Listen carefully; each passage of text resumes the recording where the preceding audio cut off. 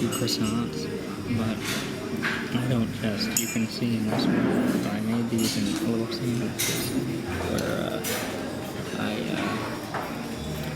wanted to eat croissants, but I know I have to have protein at breakfast as well, so I just decided to make little sandwiches, and I have apple juice as well. I would eat a little bit more, but bus leaves in just a little bit, so I want to be able to eat something in time. So, alright, catch you guys later. Also see here, it's a very green area. We are going to see more of different parks and gardens on our way. But also here, it's a perfect area as well to move by bike, because we have those biking lanes, and you can see many people go by bike to work, to school in Munich. Especially in the summertime, that is like 10% of the traffic is covered by biking, approximately. And this way is really a very nice one, because it's so green and it's separated from the cars.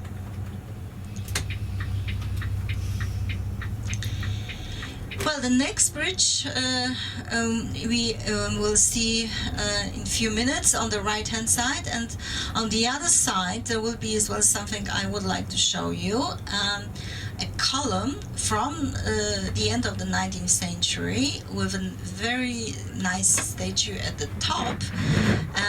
One can see there is the angel, a golden angel, the so-called angel of peace, and this column was erected to commemorate a peace treaty between France and Prussia, so Germany, those days.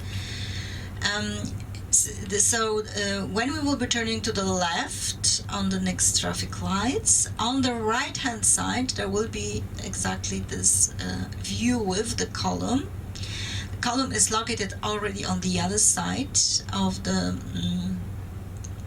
river, so basically Munich, one can say we have this left side where we are now, and the right side where your hotel is located, and also this next residential area, Bogenhausen, is a diplomatic quarter and a residential area. Just behind this column, it's exactly the this part of Munich, Bogenhausen.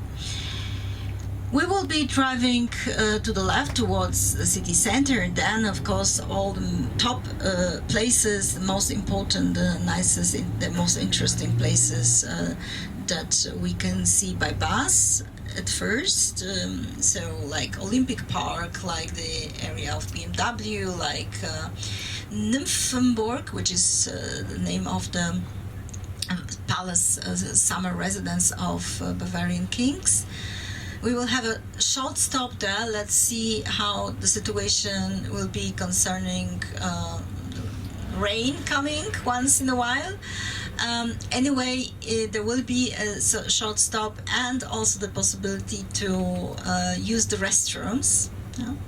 So we will walk towards the palace, just 2 minutes walk from the bus, and then there will be like few minutes there to maybe see the museum shop and maybe to use the washroom, and let's hope there will be no rain exactly at this moment coming. Let's see. We cannot influence this point, but maybe there will be exactly like we wish. Anyway, so that will be the stop in front of the palace. And now here on the right hand side, if you look to the right, you can see the bridge, and on the other side, very nicely surrounded by those trees, you can see the column from the end of the 19th century, column with the angel of peace in German, Friedensengel.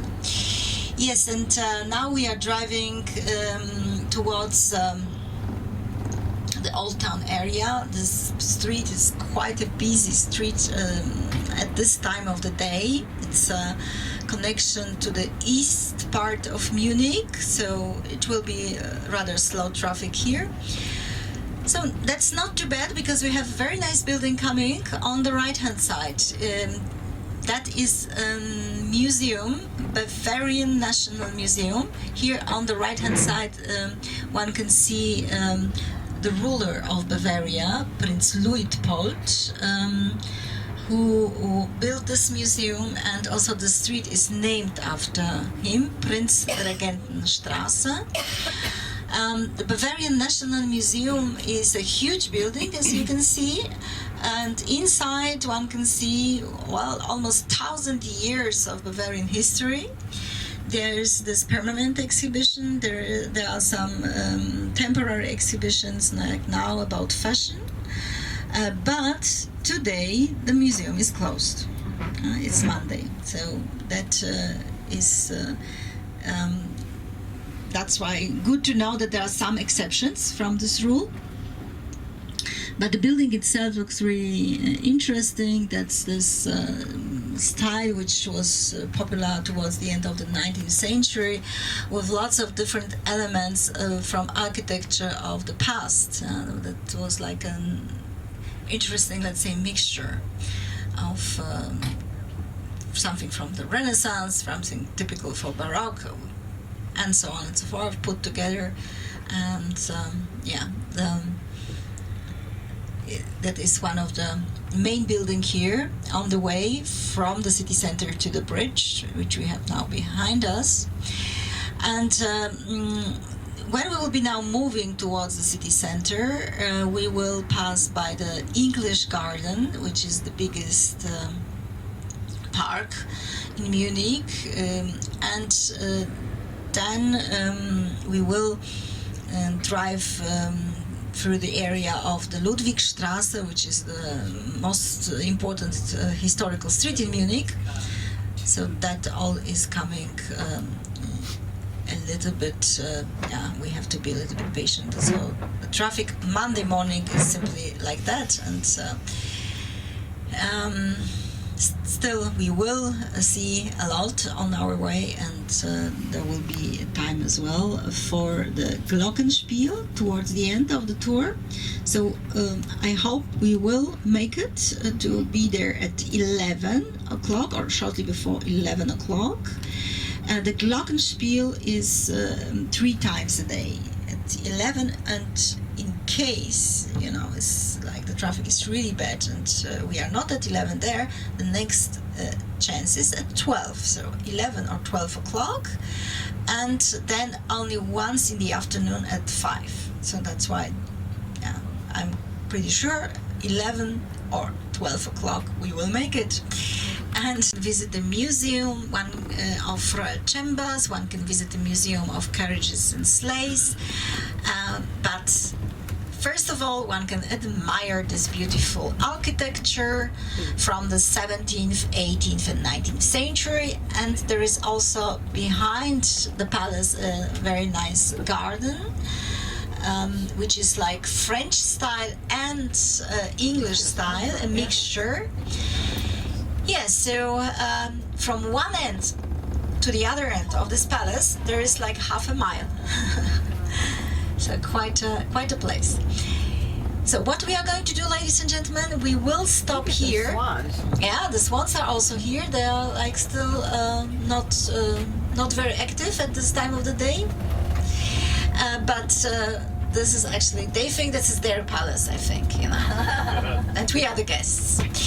So we are now getting off the bus and we will be walking together to the entrance of the palace. There will be as well the possibility to use the restroom.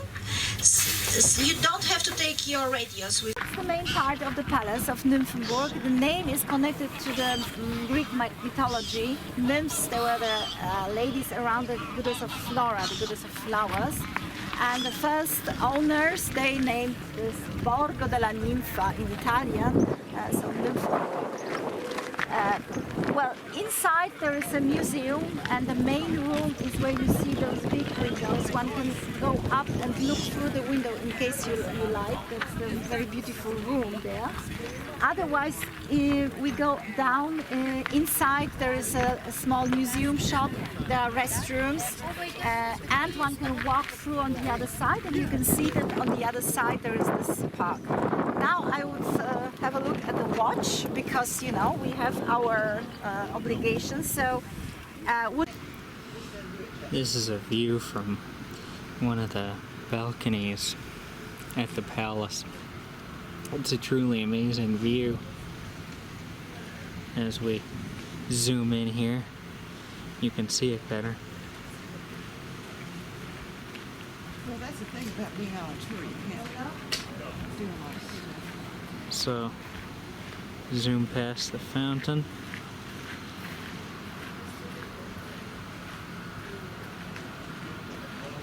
Oh, I was trying to move over a little bit. Sorry about that. If that disoriented you. But my oh my.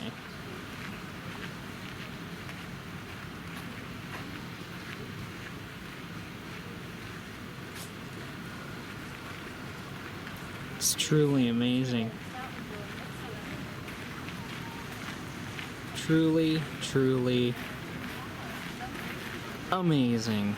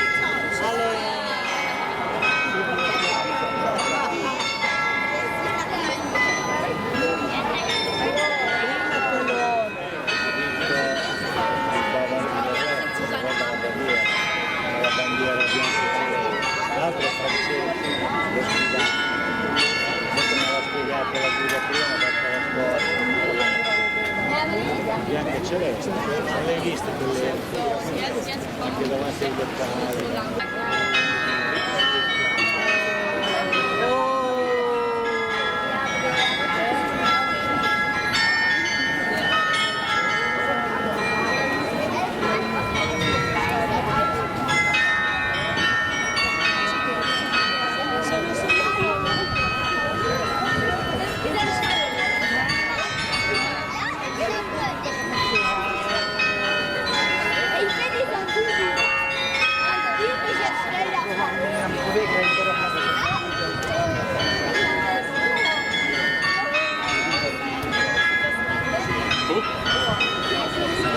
Ja, you told me.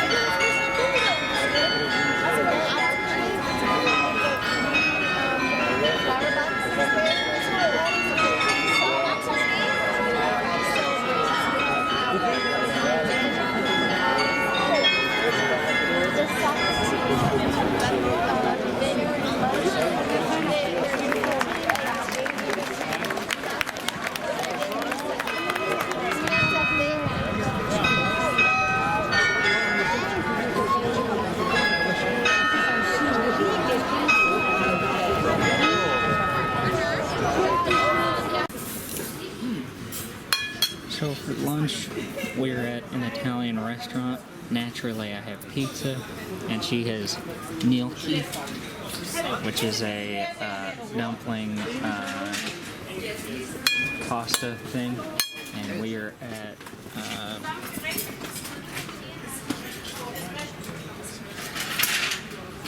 this restaurant. So for starters tonight, it is Bavarian style potato soup and some red wine. So again, only drink if you are of age in your respective country or your region. So I'm of age here in Germany and where I live back in the United States. So I'm legal and drink responsibly.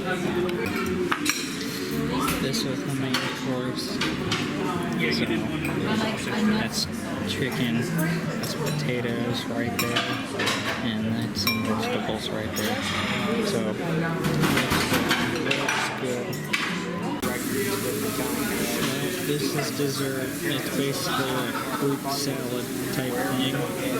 So looks good. I finished my glass of wine. So yeah. I'll catch you guys when I'm back in the room talking to you, face to face. Technically not, but when you're looking at me. That's gotta be frustrating. See you later.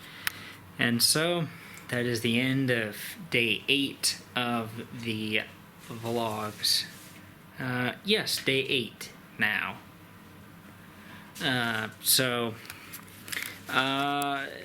The one thing I did not film today that I want to briefly talk about is that we went to Dachau, the concentration camp.